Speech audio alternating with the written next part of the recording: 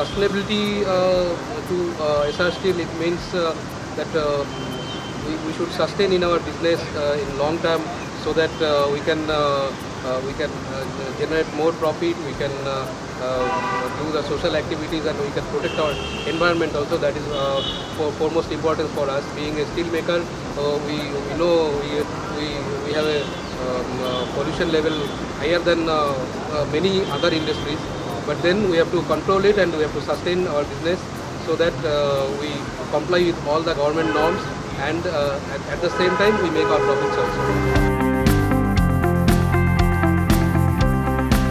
Our company actually, from the very beginning, we have been innovating many things, and for example, we have started hot DRI charging, hot direct reduced iron. Normally, in steel industry, everybody use cold DRI for steel making, but we are the first company in the world who has established hot DRI charging for steel making, and we have got this patented also from international patent body.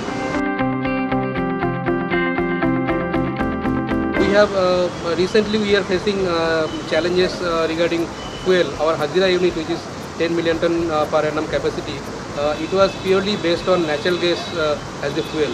Now, according to the government regulations, steel industry has not got the priority of getting natural gas quota. So now we have faced a major challenge regarding our fuel, but to mitigate that challenge, we have come up with coal-based iron making facilities, in which we get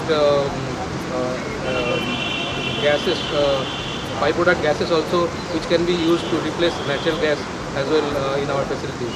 So we are, and another challenge is raw material. Raw material in raw material field. Nowadays we have started beneficiation. We have started using the fines, how to convert the fines into pellets, and in that area also we have one innovative area where we use slurry pipeline to transport fines in slurry form.